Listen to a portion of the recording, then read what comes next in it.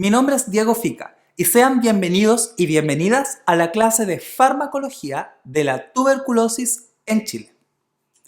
Después de esta clase esperamos que seas capaz de reconocer mecanismos de acción y reacciones adversas de los antibióticos indicados en el esquema primario y además en el esquema de retratamiento del documento del Ministerio de Salud, Normas técnicas para el control y la eliminación de la tuberculosis, publicado el año 2014.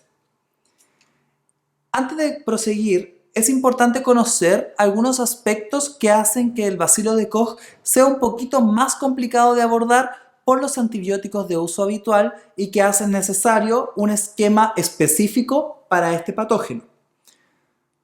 En primer lugar, el bacilo de Koch es una micobacteria, lo cual implica que su pared celular tiene una composición bastante diferente a lo que son las bacterias gram positivas y gram negativas que tratamos usualmente. Los dos componentes principales que tenemos que poner énfasis en el caso de la pared de la micobacteria es el ácido micólico y el arabinogalactano. Esto produce que los fármacos de uso habitual no sean capaces de penetrar en la pared del bacilo y por lo tanto no puedan generar su acción.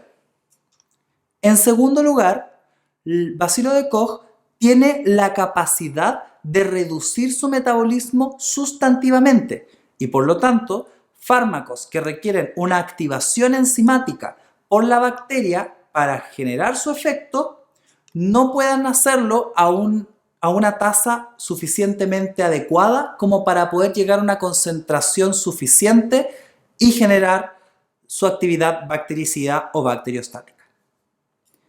Y en tercer lugar, el bacilo de Koch es un bacilo intracelular, lo cual significa que los fármacos que nosotros ocupemos para tratar la tuberculosis tienen que ser capaces de pasar por la membrana celular y además sortear las distintas etapas del metabolismo intracelular para poder llegar al bacilo y ejercer su acción. En base a lo anterior, y además, dado que la tuberculosis es un problema de salud pública, tanto a nivel nacional como internacional, el Ministerio de Salud desarrolló el documento Normas técnicas para el control y la eliminación de la tuberculosis. Este documento incluye dos esquemas principales que son de tratamiento primario, es decir, de primer abordaje, y además un esquema de retratamiento en caso de que el anterior haya fracasado, ya sea por resistencia o por mala toma, etc. En el caso del esquema primario, nos encontramos con una cuatriterapia compuesta por isoniazida, rifampicina, piracinamida y etambutol. Los mecanismos de acción de estos fármacos son principalmente, en tres de ellos, la inhibición de la síntesis de la pared celular y en el caso de la rifampicina, la inhibición de la síntesis de ARN. En los inhibidores de la síntesis de pared, en primer lugar, recordemos que tenemos que centrarnos en dos compuestos principales de la pared de la micobacteria, que son los ácidos micólicos y el arabinogalactano. Empecemos por los inhibidores de la síntesis de ácido micólico. El ácido micólico es un compuesto producido por la tuberculosis a partir de acetil-CoA, que pasa por dos enzimas principales que son las sintasas de ácidos grasos tipo 1, la responsable de pasar de acetil-CoA a ácidos grasos, y la sintasa de ácidos grasos tipo 2, que es la responsable de pasar estos ácidos grasos y transformarlos a ácido micólico. La piracinamida es un inhibidor de la sintasa de ácidos grasos tipo 1 y por lo tanto impide a través de aquello la síntesis del ácido micólico. Sus principales efectos adversos y que tenemos que tener presentes son la hiperuricemia y por lo tanto la subsecuente crisis de gota que puede producir en algunos pacientes, las artralgias, es decir, el dolor articular, la hepatotoxicidad, por lo cual es importante controlar la función hepática del paciente periódicamente, y el malestar gastrointestinal. En el caso de la isoniazida, esta es un profármaco que al ingresar al bacilo pasa por una transformación enzimática y se transforma en el aducto de nicotinoilo NAD, la cual es un inhibidor de la sintasa de ácidos grasos tipo 2, la cual era la responsable de pasar los ácidos grasos al ácido micólico. Los efectos adversos de la isoniazida son la neuropatía periférica, esto por su similitud bastante cercana con la piridoxina, es decir, la vitamina B6, lo cual produce que compita a nivel neuronal con esta vitamina y por lo tanto afecte el desarrollo y la mantención de la función neurológica. Por lo tanto, siempre que uno administre isoniazida, tiene que suplementar con vitamina B6 para evitar este efecto adverso en el paciente. Además, la isoniazida es una inhibidora de la monoaminoxidasa. Por lo tanto, al administrarla con inhibidores de la recaptación de serotonina, uno puede producir un síndrome serotoninérgico en el paciente. También la isoniazida altera el citocromo P450, afectando las concentraciones de variados fármacos. Los principales que tenemos que tener presentes son la carbamazepina, los azoles y el alcohol, además de la warfarina, con lo cual puede aumentar el riesgo de sangrado en el paciente. Y también la isoniazida es hepatotóxica, por lo tanto, ya teniendo dos fármacos que son hepatotóxicos, es importante controlar la función hepática del paciente antes de comenzar el tratamiento y de forma regular a la medida que se siguen los meses de este. Con el segundo componente de la pared celular, que es el arabinogalactano, este es un polímero compuesto principalmente de dos monómeros, la arabinosa y la galactosa. La enzima responsable de incorporar la arabinosa a esta cadena es la arabinosiltransferasa, la cual es la diana terapéutica del etambutol. Los efectos adversos que nos encontramos en el etambutol, principalmente está la neuritis óptica, que se comienza a manifestar como la incapacidad del paciente de poder distinguir el verde del rojo y otros efectos, la ceguera fugaz, es decir, súbita, la hiperuricemia, al igual que la piracinamida, la neutropenia y la trombocitopenia. Respecto a la neuritis óptica, entonces, se hace sumamente importante controlar al paciente antes de iniciar el tratamiento y en la forma regular, a medida que se sigue un control con oftalmología.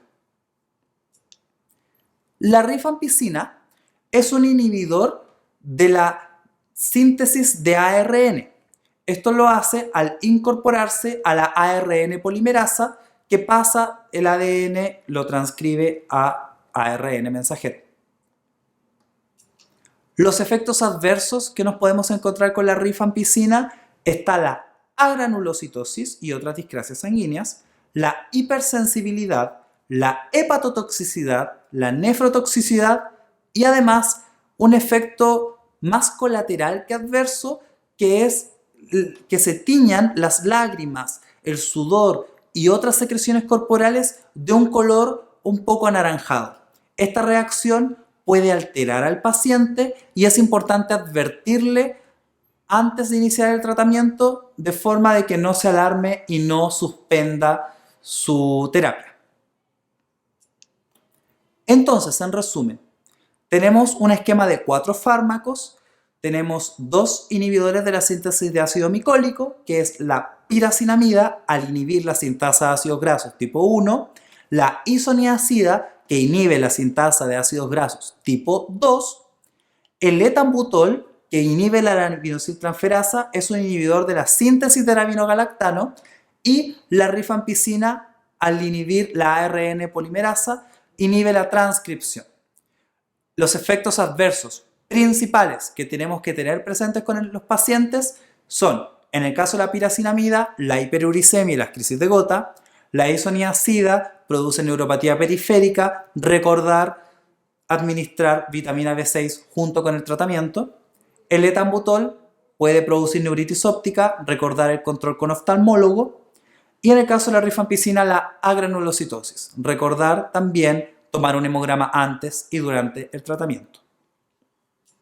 Pasando a los fármacos de segunda línea, es decir, el esquema de retratamiento que aparece en el documento del Ministerio de Salud, nos encontramos con dos fármacos que se mantienen en este caso, que son la piracinamida y el etambutol, y la incorporación de otros 3 fármacos que son de segunda línea. En este caso es la kanamicina, la etionamida y el moxifloxacino. Los mecanismos de acción de estos fármacos, en el caso de la etionamida, se mantiene como un inhibidor de la síntesis de la pared celular. La kanamicina, que es, al igual que la streptomicina, un aminoglucósido, inhibe la síntesis proteica, y el moxifloxacino, que es una fluoroquinolona, va a inhibir el correcto plegamiento del ADN y por lo tanto va a impedir la replicación de la molécula. En el caso de la etionamida, comparte con la isoniazida la inhibición de la sintasa de ácidos grasos tipo 2. Esta es la forma a través de la cual inhibe la síntesis del ácido micólico.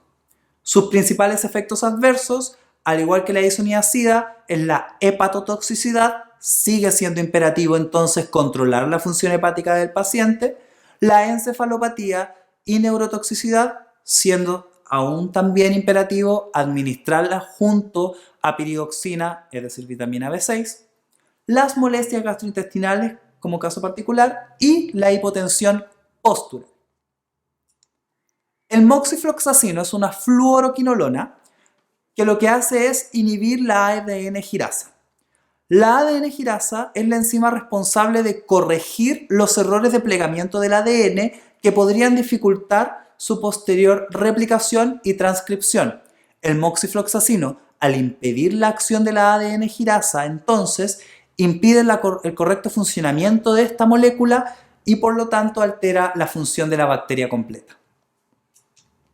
Los efectos adversos que nos vamos a encontrar con el moxifloxacino está la prolongación del intervalo QT, que puede llegar a producir arritmias malignas como la torsada de puntas y la posterior fibrilación ventricular, el desprendimiento de retina, la rotura de tendones, la neuropatía periférica, la hepatotoxicidad y la nefrotoxicidad. La kanamicina es un aminoglucósido que se incorpora a la unidad 30S del ribosoma bacteriano, lo cual puede tener 3 efectos. En primer lugar, puede bloquear el inicio de la síntesis de proteínas y no se genera ninguna cadena aminoácidica en primer lugar. Como segundo efecto, puede bloquear la traducción y generar una finalización prematura de la síntesis proteica, produciendo cadenas aminoácidicas cortas que pueden no tener efecto o tener efectos indeseados. Y, en tercer lugar, puede generar la incorporación de un aminoácido incorrecto a la síntesis proteica, produciendo entonces una cadena que o no cumple con la función esperada o genera derechamente un efecto bactericida o bacteriostático en el bacilo de Koch. Los efectos adversos que tenemos que tener presentes con la kanamicina está la ototoxicidad, que puede ser auditiva o vestibular. En el caso de la kanamicina específicamente, más no necesariamente en otros aminoglucósidos, la ototoxicidad va a ser principalmente auditiva, la nefrotoxicidad y, en el caso de que se le administre anestesia al paciente en tratamiento, puede producir un bloqueo neuromuscular con la subsecuente depresión diafragmática. Entonces, como recapitulación, los fármacos de segunda línea tenemos 3 distintos, que son la etionamida, que inhibe la síntesis de ácido micólico y su principal efecto adverso es la encefalopatía. No olvidar administrar vitamina B6 junto con este tratamiento. El moxifloxacino, que inhibe la replicación del ADN y cuya principal efecto adverso es la prolongación del QT, que puede producir arritmias malignas, la kanamicina, que es un inhibidor de la síntesis proteica y cuyo principal efecto adverso que hay que tener presente es la ototoxicidad auditiva. En resumen, la tuberculosis es una micobacteria difícil de abordar por los antibióticos de uso convencional. El Ministerio de Salud recomienda usar un abordaje farmacológico combinado tanto en primera línea como en los esquemas de retratamiento. Los fármacos usados presentan variados mecanismos de acción que permiten minimizar el riesgo de fracaso terapéutico. Y los efectos adversos de estos fármacos deben ser conocidos y cuidadosamente vigilados por el médico tratante. Muchas gracias por ver la clase de farmacología de la tuberculosis en Chile. En el caso de que tengan dudas, no olviden que estamos disponibles para ustedes a través de la página web del programa de ayudantes docentes. Ahí estaremos para poder atender a todas sus consultas. Muchas gracias.